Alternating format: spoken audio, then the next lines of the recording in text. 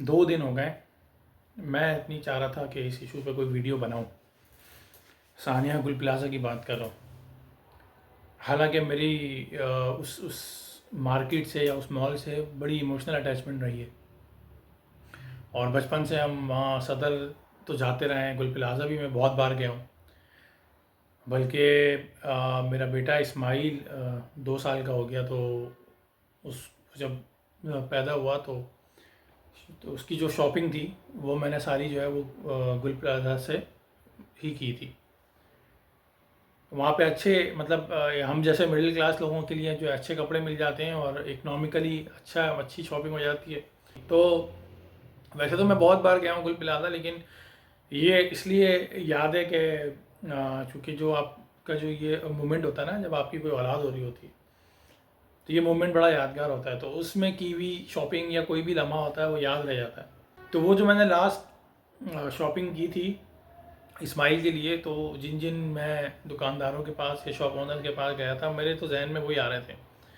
जब मैं ये इंसिडेंट का सुन रहा था, ख़बरें सुन रहा था, मुझे वो एक एक दुकान मतलब याद आ रही थी, वो एक एक बंदे से जो मैंने बातचीत की थी।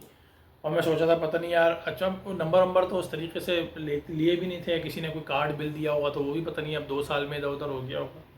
लेकिन वो शक्लें याद आ रही थी और यही हो रहा था यार, पता नहीं वो वाले अंकल बचे होंगे यार, वो वाला लड़का जो दुकान पे था वो बचा होगा नहीं बचा होगा यार, उसकी दुकान जली होगी। अब तो खैर पूरी मार्केट ही जल गई, लेकिन वो जहन में चीज़ें जो है ना वो घूम रही थी। मैं नहीं चाह रहा था कि इस इशू पे बात करूं, क्योंकि सेम स्क्रिप्ट है, सेम एक चीज़ है, वो चलती हुई आ रही है, वो चल रही है आपके मुल्क में। 2012 में गालिबन या 13 में बल्दिया टाउन फैक्ट्री का मामला हुआ और 2026 में भी हम वहीं खड़े हैं, वही सेम आग, वही तरीका। 65 लोग अंदर फंसे हुए हैं और वो झुलस के मरेंगे, या अल्लाह ताला किसी को अपने अमान में रख ले और उसको ज़िंदगी दे दे तो शायद वो ज़िंदा बाहर आ जाए, वरना या तो ऑक्सीजन की कमी से, या मलबे के नीचे दब के, या भूख प्यास से, या फिर जो है वो आग के झुलसने से जो है वहाँ से अंदर से डेड बॉडी मिलेंगी। 65, 60, 65, 40, 45 यही फिगर्स आ रही है। मैं इस पर बात करूँ किसकी ज़िम्मेदारी नहीं, लेकिन करनी चाहिए ना। कभी आपने सोचा कि यार ये कराची के साथ होता क्यों है, या ये कराची में जो ये इंफ्रास्ट्रक्चर की ज़बूहाली है और ये जो तबाहशुदा सड़कें और तबाहशुदा इंफ्रास्ट्रक्चर है ये क्यों है, या कराची के साथ ये जो सुतीला सलूक किया जाता है ये क्यों किया जाता है? कभी सोचा आपने? मैं बताता हूँ। कराची वो शहर है कि जिसके लोग सोचते हैं, जिसके लोग बोलते हैं, जिनके पास शऊर है, जो लिखते हैं, जो इजहार ख्याल करना जानते हैं। ये वो शहर है जिसने बड़ी बड़ी तहरीकों को यहाँ से जन्म दिया है। ये वो शहर है कि जिसने यहाँ पे बड़ी बड़ी सियासी जमातों को पाला है। ये वो शहर है कि जिसके अंदर सियासी बसीरत बहुत ज़्यादा है। ये वो शहर है कि जो लोगों के लिए पूरे पाकिस्तान में कहीं भी कुछ होता है ना ये बोलता है। ये वो शहर है कि जो अब भी पाकिस्तान के अंदर अपना सबसे ज़्यादा कंट्रीब्यूट करता है। मैं इस बहस में नहीं जा रहा कि पूरे पाकिस्तान को पालता है, लेकिन सबसे ज़्यादा कंट्रीब्यूट ये शहर करता है। ये वो शहर है कि अगर जलजला आया होगा बालाकोट कश्मीर में, आपको पता है ना बालाकोट और कश्मीर में कोई पाकिस्तानी इतनी आसानी से वहाँ पे अपनी जायदाद नहीं खरीद सकता, वहाँ अलाउ नहीं है, वहाँ के कश्मीरियों का हक है जायदाद बनाने का। लेकिन जलजला आया हो बालाकोट कश्मीर में और ढेर के ढेर इमदाद के ट्रक जो है ना वो कराची से जाते थे। ये वो शहर है जिसने अपने दामन में अफ़गान रिफ्यूजीज़ को समोया, जिसने अपने दामन में बिहारियों को और बंगालियों को पनाह दी। ये वो शहर है। तो इस शहर के साथ ये जो किया है इन्होंने, ये पूरी सोची समझी साजिश के तहत किया है। और क्यों किया है? वो इसलिए किया है कि ताकि आप बोलना छोड़ दें, सोचना छोड़ दें, समझना छोड़ दें, आपको आपके मसाइल में इतना उलझा दें कि आप भाई ना निकल सकें। और ये कौन लोग थे? ये जो सियासी बसीरत है, ये जो आप ये कह लें कि समझ बूझ है, या बोलना या सोचना या तहरीकें बड़ी बड़ी बर्पा करना, ये क्यों थी? क्योंकि ये सारे लोग वो थे जो तहरीक पाकिस्तान में जिनके आबाओ अजदाद थे, जो इतनी बड़ी तहरीक पाकिस्तान चलाकर आए थे और उस तहरीक के नतीजे में उन्होंने अपना एक ज़मीन का ख़ित्ता हासिल किया था, ये मुल्क हासिल किया था। उसके बाद वो इस शहर में आके बसे, फिर इस शहर के लिए, इस मुल्क के लिए उन्होंने बड़ी तहरीकें जन्म ली। सियासी तौर पे सबसे ज़्यादा मोबिलाइज सिटी है कराची। मैं आपको छोटी सी मिसाल देता हूँ। पूरे पाकिस्तान में पीटीआई ने पावर शो करने की कोशिश की, नहीं कर सके, हेडलाइन नहीं बन सकी। कराची एयरपोर्ट पे सुहेल आफरीदी ने जो है वो कदम रखा है, आप देखें। मैं ये नहीं कि लोगों की तादाद पे, नंबर ऑफ पर्सनस पे नहीं जा रहा, लेकिन ऐसा लगा कि पीटीआई के अंदर जान आ गई, अचानक से मोबिलाइजेशन आ गई। वो जो टोपी पहना के, अजरक पहना के इस्तकबाल कर रहे थे, 1.5 या 2 दिन बाद उन्होंने जो है ना किसी और चीज़ से इस्तकबाल किया। मैं उस पर बहस पे नहीं जा रहा। मैं ऑफिस के लिए जा रहा था, मैंने एयरपोर्ट के बाहर स्टार गेट पे पीटीआई के कारकुनान को झंडों के साथ और मोबिलाइज देखा। अचानक से लगा कि शायद पीटीआई, मैं कोई तारीफ़ नहीं कर रहा, मैं ये बता रहा हूँ कि इस शहर के लोगों में वो मोबिलाइजेशन है, इस शहर के लोगों के अंदर कुछ है करने का। जो बड़ी पार्टी होती है, जिसको ना आपके ऊपर वालों ने जो है ना लॉन्च करना होता है ना, उसकी लैंडिंग कराची में कराई जाती है। अभी कुछ दिन पहले हमारे मुश्ताक अहमद ख़ान साहब ने नई पार्टी का ऐलान किया है, वो कराची में जलसे करने आए। क्यों आए भाई? इसीलिए आए, उनको पता है शहर जो है सबसे ज़्यादा यहाँ से लोग मिलेंगे, और यहाँ से अगर कोई इंटेलेक्चुअल मिल गए, जो तंजीमी ढांचा खड़ा हो जाएगा, तहरीक खड़ी हो जाएगी, जो तंजीम में बनाना चाह रहा हूँ वो चीज़ें समझ में आ जाएंगी। नारे लिखने वाले यहाँ पे लोग, नज़में लिखने वाले यहाँ पे लोग, शायरी कहने वाले यहाँ पे लोग, पूरे पूरे पार्टी के जो है वो दस्तूर यहाँ से बने, पूरी पूरी पार्टियाँ यहाँ से चली, पूरी जो है वो कमेटियाँ तश्कील हुई। प्रोफेसर गफूर अहमद 1973 के आइन में एक नुमाया नाम। ये बातें करने का मकसद ये है कि भाई आप लोगों को ना ये जो सोचने समझने की सलाहियत है, इसको मादूम करना, यहाँ से माजूर करना है आपको, ये चीज़ ख़त्म करनी है आपकी। इतने सब के बावजूद कराची के अंदर इतने मसाइल, इतना जो मैंने पीटीआई की बात की वो इसलिए की कि इतने मसाइल है ना। एक तो आदमी अपने मसाइल में घिरा हुआ है, फिर शहर के अपने मसाइल हैं, इंफ्रास्ट्रक्चर, वो सारी चीज़ें हैं, फिर उनकी पार्टी कितने मसाइल में घिरी हुई है। इन सब मसाइल के बावजूद इस शहर के लोगों ने उसको वेलकम किया। क्यों किया? सियासी बसीरत। यहाँ का जो सियासी कारकुन है वो सियासी कारकुन है, वो पॉलिटिकल एक्टिविस्ट है। यहाँ जो तहरीकें जन्म लेती हैं वो इसी वजह से लेती हैं कि यहाँ पे इंटेलेक्चुअल्स हैं। और ये जो इंटेलेक्चुअल है ना कराची के लोगों का, ये ख़त्म करना है। ये जो इंटेलेक्चुअल है कराची के लोगों का, इसको किसी तरीके से ख़त्म कर दो। इनको इनके अपनी मसाइल में इतना फंसा दो कि फिर ये कुछ कर ही ना सके।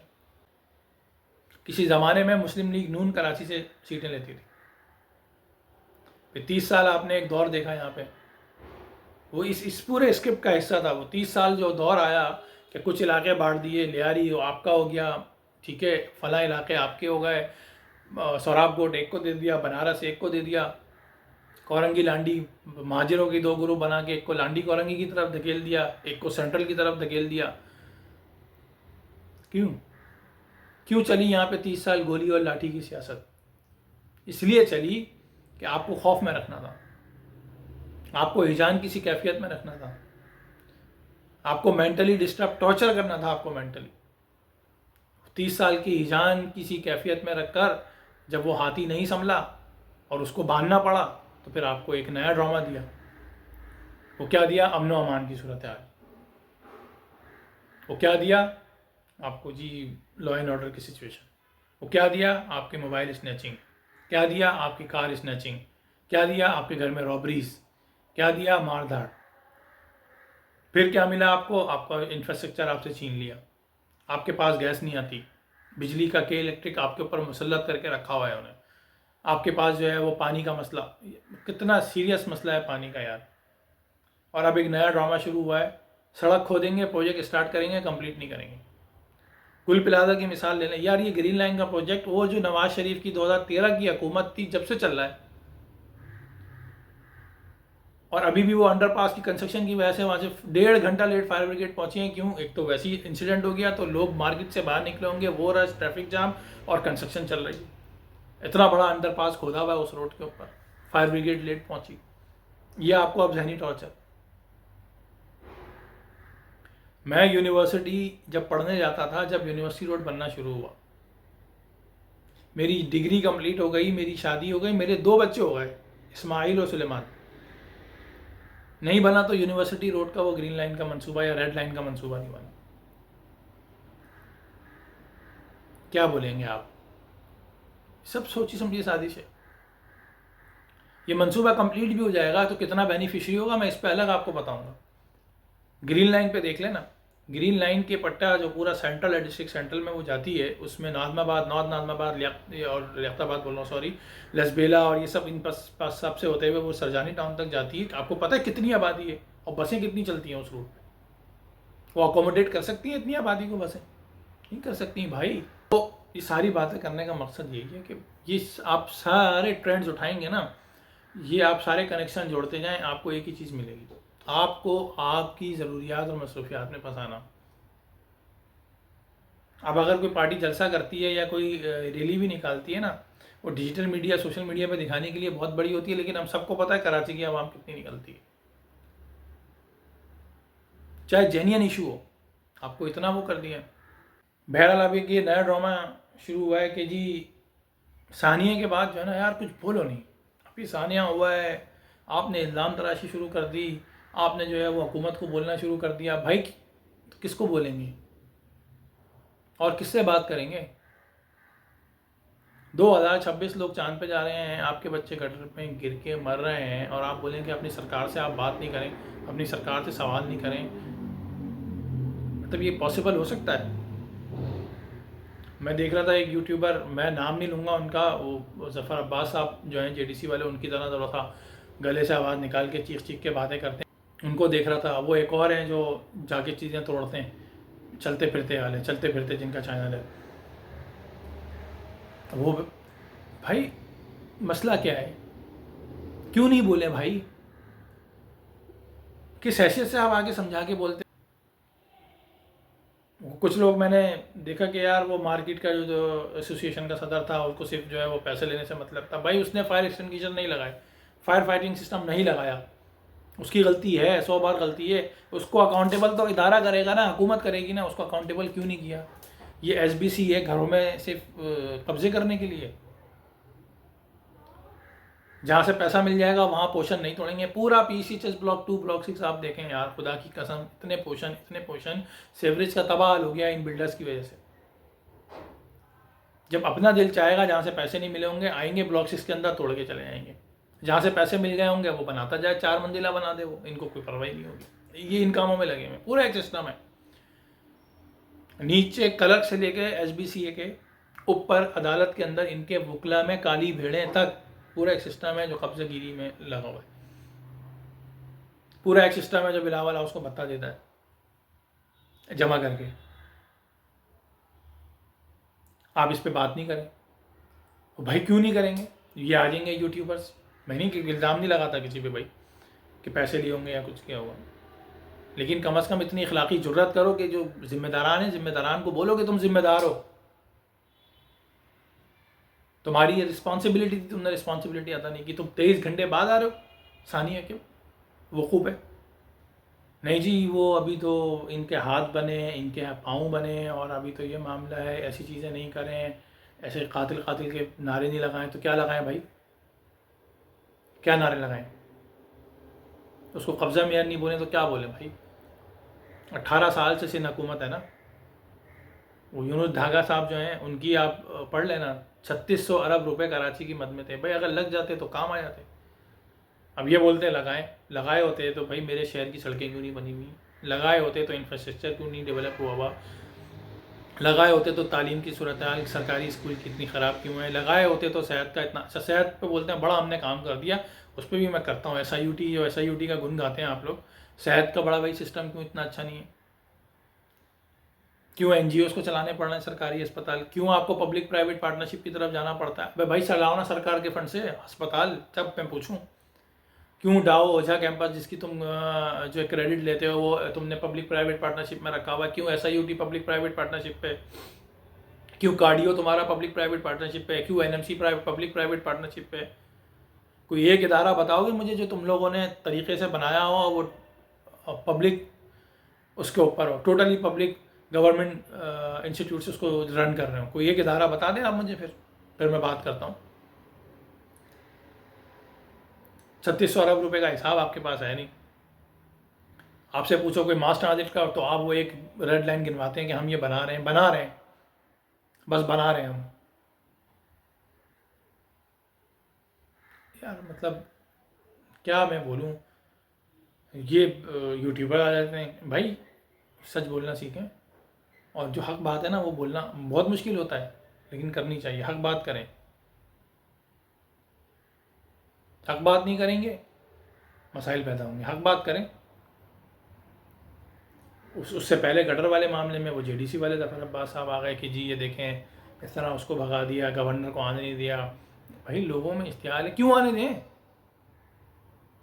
वाकई के बाद तुम्हारा बनता क्या है आने का? भाई पहले करो ना जो करना है। अगर वहाँ फायर फाइटिंग सिस्टम नहीं था, उनकी तर्जुमान सिंध हुकूमत की कह रही हैं, बड़ा गुस्सा आ रहा था उनको, तो भाई आप किसी बिल्डिंग कंट्रोल अथॉरिटी ने जाके चेक नहीं किया? ये जो फाइलों के और कागजात के और पेपर्स के ये पेड भरते हैं, ये किस तरह? उसमें तो सारे फॉर्म में फिल टिक हुए होंगे। हाँ हाँ, ये भी टिक हुआ है, फायर फाइटिंग सिस्टम भी टिक हुआ होगा, इमरजेंसी एग्जिट भी टिक हुआ होगा, उसमें सारे टिक होंगे। मैं बता रहा हूँ, सारी फाइलों के पेड भरे हुए होंगे। एक्चुअल में क्या है? एक्चुअल में ये है जो हालत है। एक और मैं आपको बात बताऊँ, आप सदर की तरफ चले जाएँ, नुमाइश की तरफ चले जाएँ, आगे लियारी, जुबली और सब टावर तक का जो रेडियस है, उसके अंदर मुश्किल से 10 से 15 बिल्डिंग होंगी जिसके अंदर ये सिस्टम होगा। हाई राइज की मैं बात कर रहा हूँ। हाई एफिशिएंट जो सिस्टम होता है ना, जो आग लगने से बचाए, मतलब आग फैलने से बचाए, वो सिस्टम की मैं बात कर रहा हूँ। वो खाली डिटेक्टर, स्मोक डिटेक्टर जिसमें से कुछ पानी के खतरे गिर जाते हैं, उसकी मैं बात नहीं, पूरे सिस्टम की मैं बात कर रहा हूँ। 10 से 15 बिल्डिंग्स। भाई कोई गिर जाए बिल्डिंग, कल को किसी और बिल्डिंग में आग लग जाएगी। अभी ये सब क्योंकि इनको आ गया समझ में। इनको क्या आ गया समझ में? इनको हमारी जो कौम है ना, हमारी ये मेंटालिटी समझ में आ गई। इस कौम की एक मेंटालिटी है, ये उठेगी, सानिया होगा, रोएगी, चिल्लाएगी, गालियाँ देगी, शोर शराबा करेगी, और अगर जो ज़्यादा जागने की कोशिश करेगी तो हम अपने ये यूट्यूबर छोड़ देंगे, ये ठंडा करेंगे और ये बोलेंगे कि यार ये देखो, ये इख्तलाफी बात नहीं करो, अभी तो सानिया हुआ है। हम इस तरह करके मामले को, ये 2-3 दिन गर्मा गर्मी चलेगी, सोशल मीडिया, डिजिटल मीडिया पे जो है वो वीडियो चलेंगी, पीछे जो है वो मेरे ख्यालों की तपिश जिंदा है सॉन्ग लगा के रील चलेंगी। 4 दिन 5 दिन बाद हमने उनको फिर अपने मसाइल में उजागर कर देना है। उसने निकलना है, सुबह बाइक पे किक मारना है, फिर निकल जाना है, अपनी दुनिया में गुम हो जाना है, ख़त्म। हम अपना, हमारा ये सिस्टम चलता रहेगा। जिस दिन आपने सोचना शुरू कर दिया और जिस दिन आपने बोलना शुरू कर दिया और जिस दिन आपने अपने हक के लिए आवाज़ निकाल ली और आप बाहर आ गए, चीज़ें हो जाएंगी। चीज़ें इनके कंट्रोल में नहीं रहेंगी, ये मैं आपको अभी बता रहा हूँ। तो आप बोलेंगे, निकलेंगे तो मसला हल होगा, नहीं बोलेंगे, नहीं करेंगे तो ये मामलात आपके साथ होते रहेंगे। आगे के लिए भी इसका फिर इंतज़ाम करके रखें। अल्लाह हाफिज़।